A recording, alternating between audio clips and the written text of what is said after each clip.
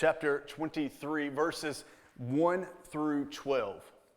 Now, 2 weeks ago, we made our way through Isaiah 22, verses 15 through 25. I was not here last Wednesday. Thank you guys for allowing me to go off. Chris, thank you so much for preaching. But here we are, we're back. And like I said, 2 weeks ago, we covered Isaiah chapter 22, verses 15 through 25. And it's in this vision that God has given Isaiah. And this is where this vision's a little different, because God actually names names in this vision. And God is telling Isaiah through this vision about the prime minister who is going to be over Judah, and his name is Shebna. Now, this prime minister who is going to be over Judah during this time was obsessed with his own reign, with his own self-importance. And this was a huge issue, but because Judah is the land of God's people. And here you have this prime minister who's more involved with himself than leading the people by way of God's commands. So not only is he turning from God, but also the land of Judah is turning from God as well. It's crazy what Shebna actually has on his mind. During the ancient times, it was extremely important where one was buried. So Shebna was making sure that he was going to have this elaborate tomb where all the elites were buried. And it wasn't even in the land of Judah. So you think about all the manpower that Shebna was using to make sure that this tomb that he was going to be buried in was going to be elaborate. I mean, this is insane. Judah, the land of God's people, is turning from God, rebelling from him, and their leader, one of their leaders, is more concerned about his tomb, about his own legacy.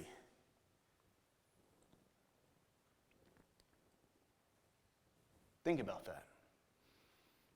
The leader during that time was not concerned about God's people. He was concerned about his legacy.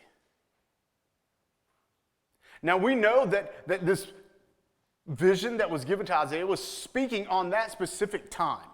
That time has already happened. But we should be able to relate to it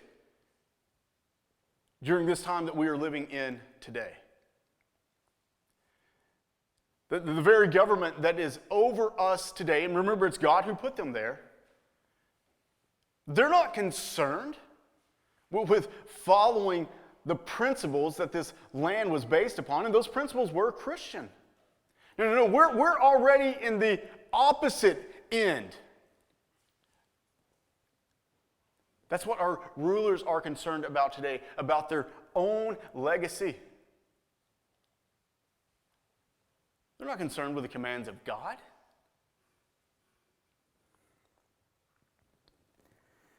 And it's in this vision that God has given Isaiah that we're going to see what happens to Shebna. I'm paraphrasing here, but the way God lays this out for Isaiah, God is pretty much going to take Shebna, wad him up into a little ball, and sling him out into this field. He is going to eliminate Shebna from this prime minister position. Why? Because that's what he idolized. Shebna didn't recognize that the only reason why he was in this position to begin with was because God put him there. Every single talent that Shebna had that elevated him to that position was from God. But he didn't see it that way. It was all about him. So he was going to be stripped of that position. Not only was he going to be stripped of that position, but he was going to die in a land that would never recognize him. Shebna was going to die with no honor. He was not going to be surrounded by the elites. That's where his tomb was being created. His body was not going to be carried by these glorious chariots to that tomb. No. He's going to die alone. But that's not the terrifying part. The terrifying part is the understanding that because Shebna did not believe in God, yes, his body was going to rot here on this earth, but his eternal soul was going to be damned forever.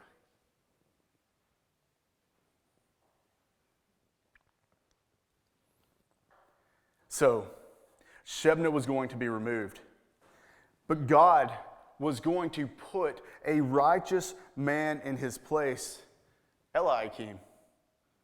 Eliakim was a man who loved God's people. He wasn't about status or where he was going to be laid after his death. Eliakim was a man that understood that God put him there. He was a man who understood the very talents that he had that brought him to that prime minister position. Those talents were given to him by God. He took the position seriously because he served God. And yet, the people in the land of Judah did not appreciate this leader that God had given them. So God was going to remove this man as prime minister as well. But he removed him for a completely different reason. He removed him to punish the land of Judah. So they had the wicked ruler and they followed him. God disposes of him. Then God gives them a righteous man. And yet Judah does not appreciate the man that God had placed there. Now we know eventually Judah is going to fall. A foreign army is going to come for them.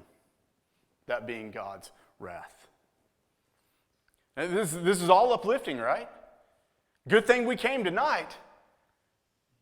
I'm going to sleep well. Here's what we have to understand about this, church. God's wrath, his hatred for what is evil, his justice, those are all part of his attributes. If you do not love that about God, then you know what you have created with God, an idol. You cannot pick and choose the attributes that you want him to have. It's not like a Build-A-Bear. Do they still make those? Is that still a thing? Okay, good. Showing my age. But that's not what we have with God. If you do not take all of his attributes and love him, then again, you have created an idol. And that's not an option. So it's good for us to understand that God's wrath is real. It's good for us to understand that God's patience runs out. Because that's part of who he is. Now let's look at Isaiah chapter 23, verse 1, an oracle concerning Tyre and Saddam. The oracle concerning Tyre. Now Tyre is the southernmost point of the Phoenician cities. It's the great city of the western edge. The city was known for its wealth by the sea. It was a city where all of the merchants by way of trade would come in and out. They had the ships. It was a very powerful land. Now, it's worth noting this, that when we began this section of Isaiah's vision, it starts out with God's wrath being poured out upon Babylon. That's an extremely wealthy nation on the east coast. And then it makes its way through the land, that being the vision, and we see God's wrath being poured out on the different regions through the land, and it makes it all the way to the east coast, and that's where we are tonight.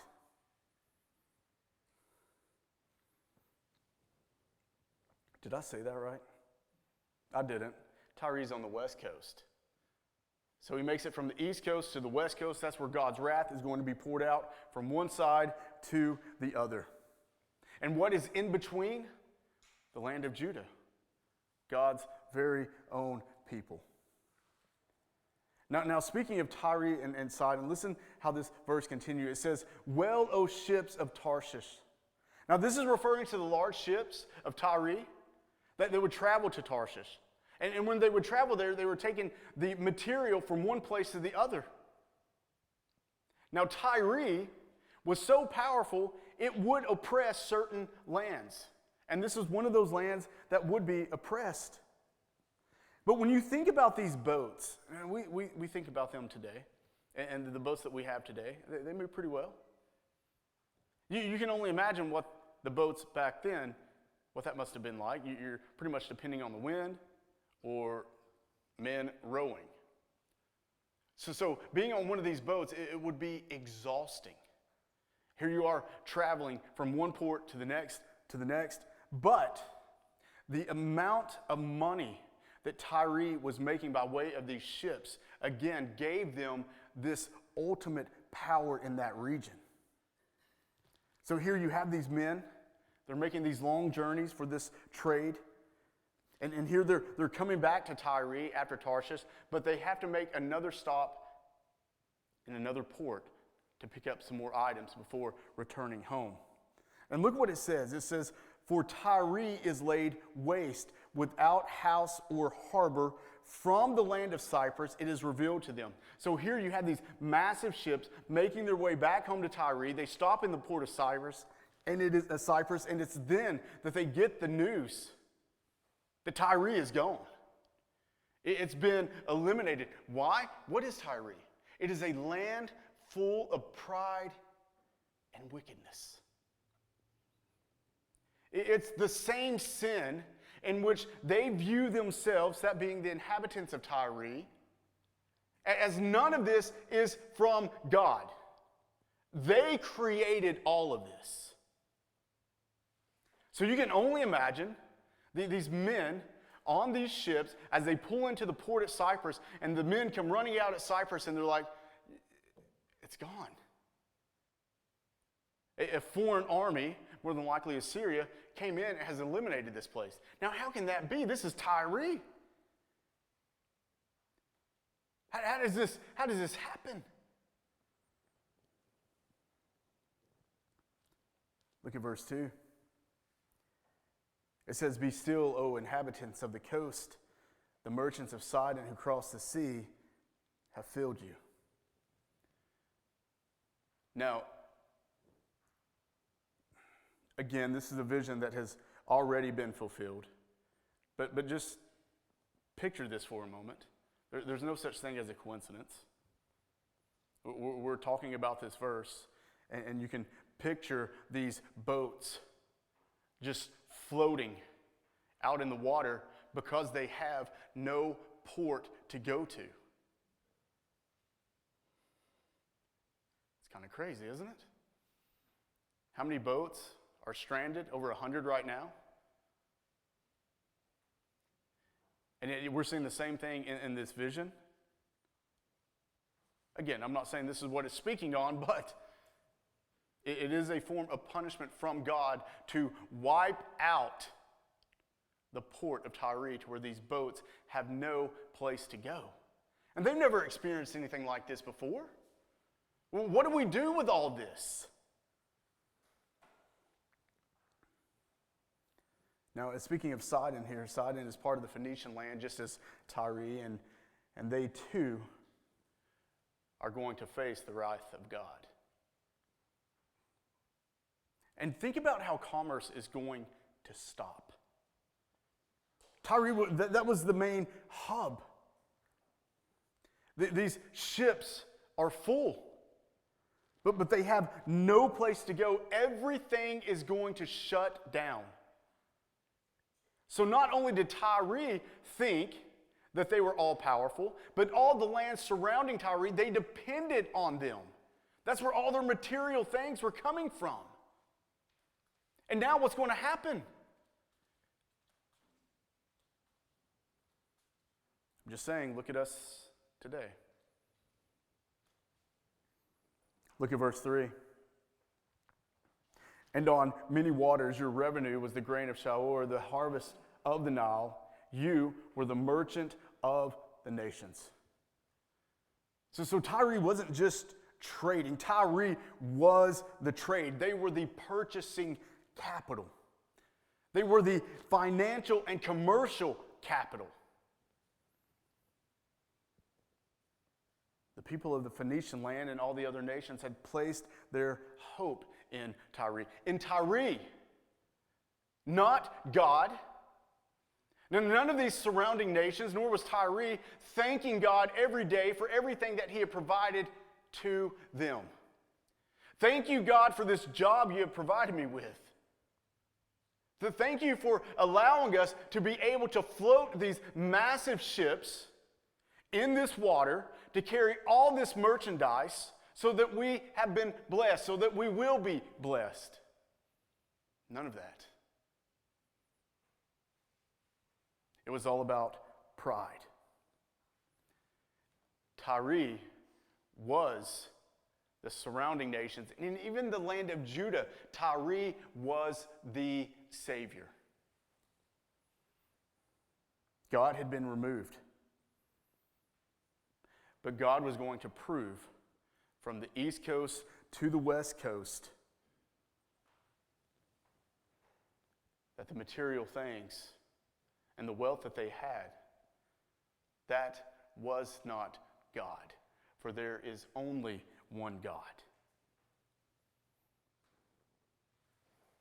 Look at verse 4. It says, "Be ashamed, O Sidon, for the sea has spoken. The stronghold of the sea, saying, I have neither labored nor given birth. I have neither reared young men nor brought up young women." Now, Sidon was the most ancient of the Phoenician cities. Sidon watched Tyree grow. They watched them become the powerhouse. But Tyree will be destroyed as if it never was. Within the blink of an eye, one of the most powerful cities is going to be eliminated.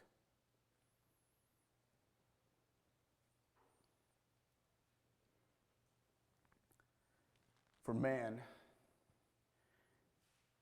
can do absolutely nothing once God's wrath has been set into motion. You can have all the money in the world. You can have the most powerful military. You can want for absolutely nothing. But God spoke this world into existence. Do you think any of that is going to stand against him? No. Just as he spoke the world into existence, with the exact same effort, he can destroy the most powerful nation. Now look at verse 5. It says, "When the report comes to Egypt, they will be in anguish over the report about Tyree." And now we see a shift from Tyree and Sidon, and it's moving to Egypt. So you're seeing how much of a collapse by way of God removing Tyree, how this is going to affect all the nations surrounding them that wanted nothing to do with God. Again, Tyree is the hub of commerce, and now it's gone. And everyone relied upon this city. Notice I said they relied upon this city and not God.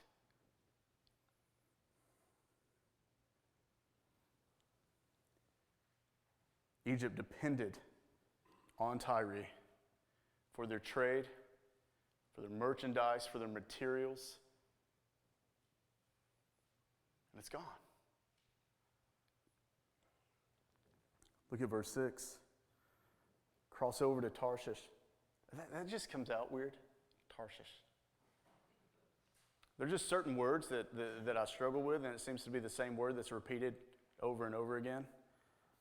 So cross over to Tarshish. Well, O inhabitants of the coast. So now the word is spreading throughout the Mediterranean. It's now being reported to this land of Tarshish that was under oppression from Tyree. So you're just seeing this massive ripple effect taking place. One city destroyed, and yet so many nations will struggle because of their faith was in that city. Tyree's faith was in itself. See, this is a lesson.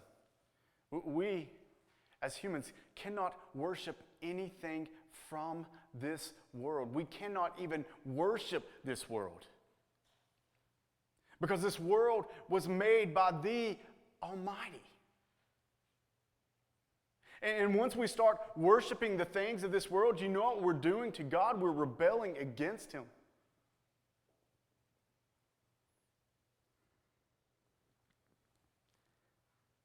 And if you do worship the things of this world, whether it be a person, an idol, the government,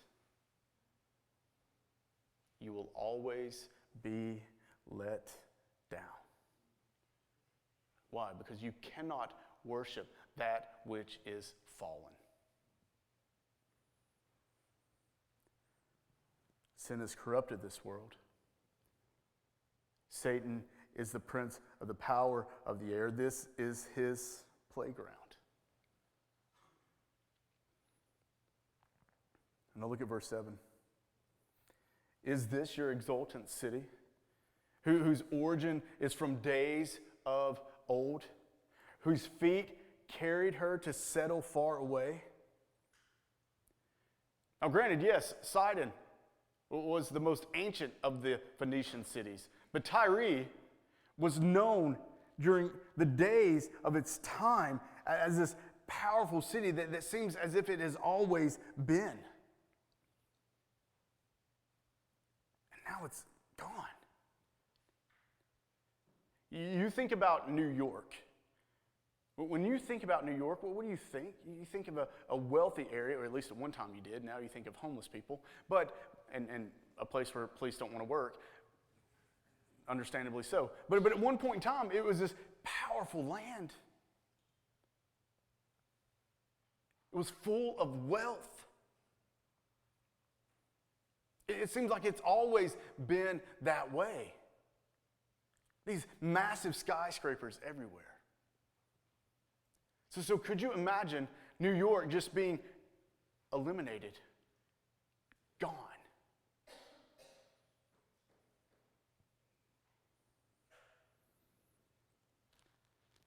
See, man often thinks during the ancient times and even today that the world is always going to stay the same. That the wealthy and the powerful nations will always be wealthy and powerful. But history tells us something different, doesn't it? Every powerful empire falls. And why? Because they turn from God. They begin to worship themselves.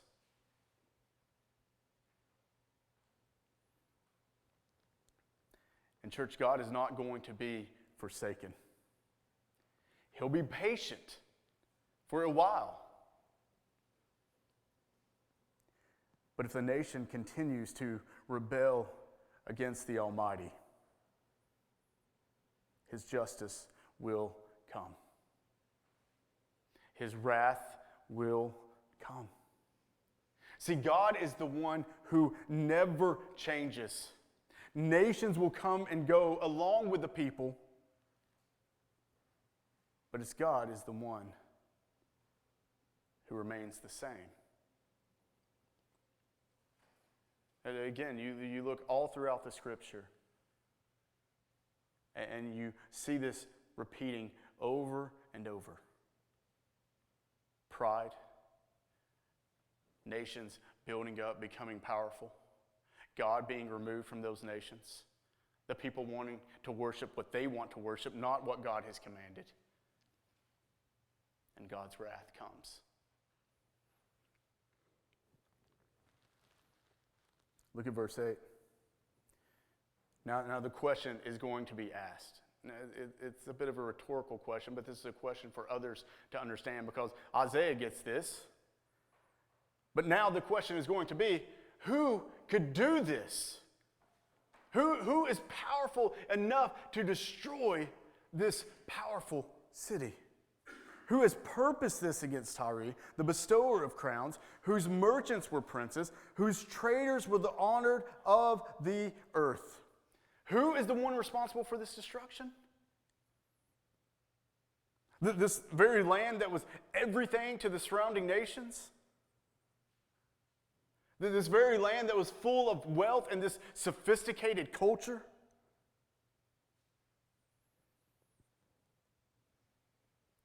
Who's responsible? God. I mean, even the traders, the very men who were on the ships going from port to port, they were seen as men who had to be honored because they came from this land of Tyree. Even your merchants were considered princes. That's how well respected this land was. So of course the question would have to be asked, I mean, even if your commoners were looked up to, who could take this land out? Look at verse 9. The Lord of hosts has purposed it to defile the pompous pride of all glory, to dishonor all the honored of the earth. God destroyed Tyree. Now he used a foreign army to do so, to bring it to its knees, to defile the pompous pride of all glory.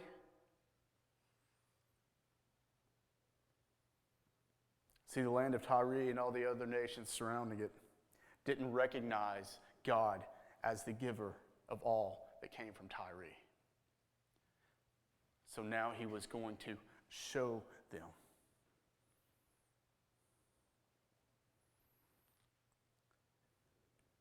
Tyree and the other nations found glory in that land, in themselves. And in doing so, do you know what they were doing? They were dishonoring the holy triune God. And that can only last for a period of time. Look at verse 10. Cross over your land like the Nile, O daughter of Tarshish. See, again, there's that word, just over and over. There is no restraint anymore. Again, I said this earlier, Tyree, this powerful land, was a powerhouse of the Phoenician world, and they oppressed the land of Tarshish. So it's here after Tyree has fallen, this land has been set free. Where it talks about the cross over your land like the Nile, it could mean that Tarshish was able to travel to the land of Tyree and raid it for themselves.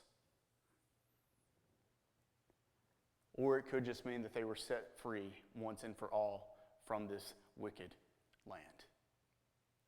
We'll go with either one there. That sounds good. Now look at verse 11. Speaking of God here. Now again, this is in an anthropomorphic style. God the Father doesn't have hands. He is a spirit. So this is just helping us understand this through this vision. It says, He has stretched out His hand over the sea. He has shaken the kingdoms. The Lord has given command concerning Canaan to destroy its strongholds. Again, Isaiah, through this vision, is wanting the people to completely understand that it was God who did this.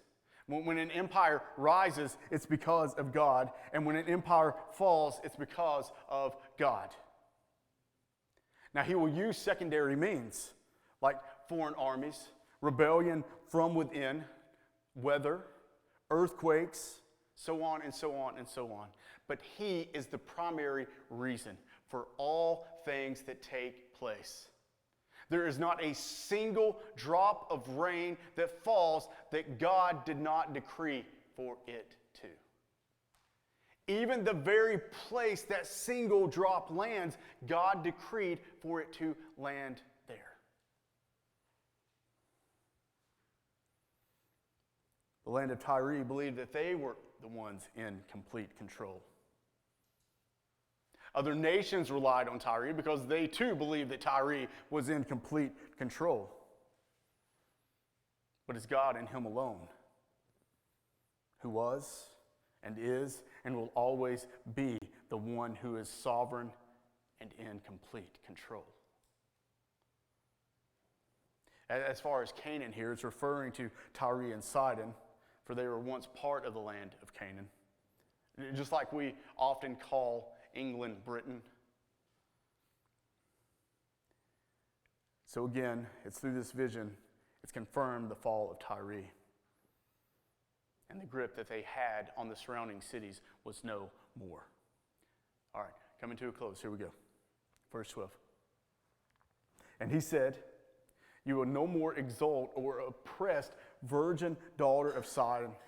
Arise, cross over to Cyprus. Even there you will have no rest." Now, although it would be some time before this vision will be fulfilled, because when Isaiah, when he was shown this vision, and for years afterwards,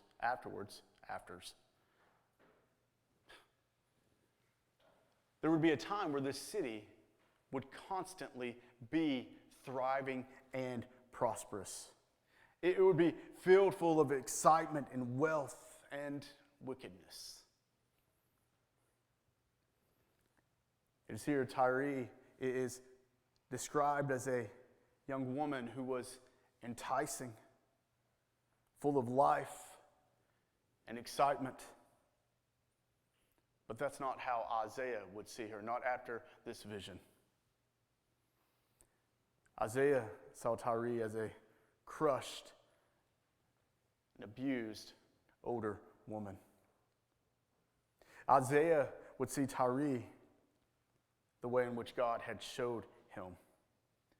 A place that would eventually be destroyed, left in ruins because of their prideful hearts and their rejection of God. See, eventually even the rulers would flee from this region when God's wrath comes. But to no avail. For they could run to Cyprus or to the ends of the earth, but not a single person can outrun God's wrath, no matter the position you hold. Church, this is why it is so important for us to understand the wrath of God, to see it unfold. And yet at the same time, we also need to understand God's grace and mercy. For if it wasn't for God's grace and mercy through His Son Jesus Christ, His wrath would be coming for every single one of us. So for us to appreciate the Savior and the gift of regeneration, we must first understand that we are sinners who deserve God's wrath.